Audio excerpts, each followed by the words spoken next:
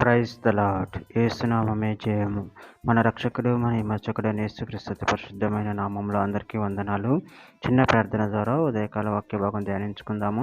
పరిశుద్ధుడ మహాగండువైన దేవ యేసయ్య, సర్వాధికారినైనా మీకే వేలాది వందనములు, కృతజ్ఞత, స్తుతి, స్తోత్రం చెల్లించుకుంటున్నాను దేవ ఉదయకాలం ప్రభు వాక్య భాగం ధ్యానిస్తుండగా వాక్య భాగం మాకు అర్థమవుట్లు సహాయం చేసి మీ కృపలో బలపరిచి మీకు మాదిరిగా మమ్మల్ని నడిపించి మీ చిత్తాన్ని మా జీవితంలో జరిగించమని చిన్న ప్రార్థన యేసుక్రీస్తు అతి పరిశుద్ధమైన నామములో అడిగి వేడుకుంటున్నాను తండ్రి. Amen amen.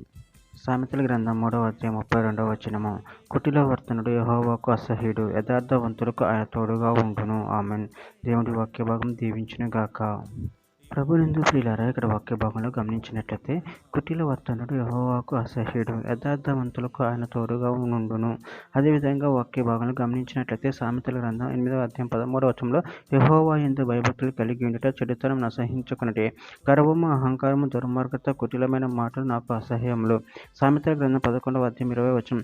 మురుకు చిత్తులు యెహోవాకు హేయులు, యథార్థంగా ప్రవర్తించువారు ఆయనకిష్టులు. సామెతల గ్రంథం 17వ అధ్యాయం 15వ వచనం. నీతిమంతుల దోషులని తీర్పు తీర్చువారు వీరిద్దరును యెహోవాకు హేయులు. కీర్తనల గ్రంథం 18వ అధ్యాయం 26వ వచనం.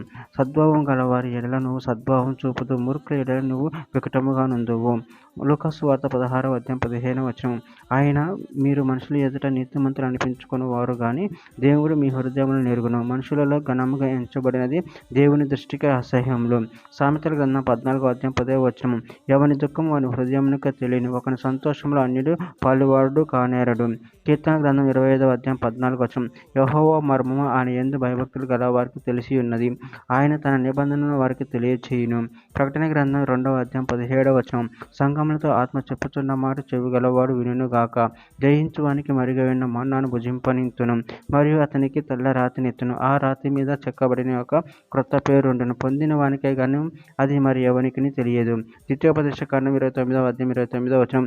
రహస్యములు మన దేవుడైన యెహోవాకు చెందును. అయితే మనము ఈ ధర్మశాస్త్ర వాక్యములను అన్నిటిని అనుసరించి నడుచుకొనటం బయలుపరచబడి ఉన్నవి. ఎల్లప్పుడూ మనవియు మన సంతతి వారి వగునని చెప్పుదురు. చివరిగా ఒక మాట. యోహాను రాసిన మొదటి పత్రిక 5వ అధ్యాయం 10వ వచనం.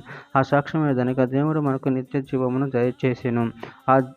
ఈ జీవము ఆయన కుమారుని యందు ఉన్నది. ఆమె. దేవుడి వాక్య భాగం దీవించిన గాక. చిన్న ప్రార్థన చేసుకుందాము.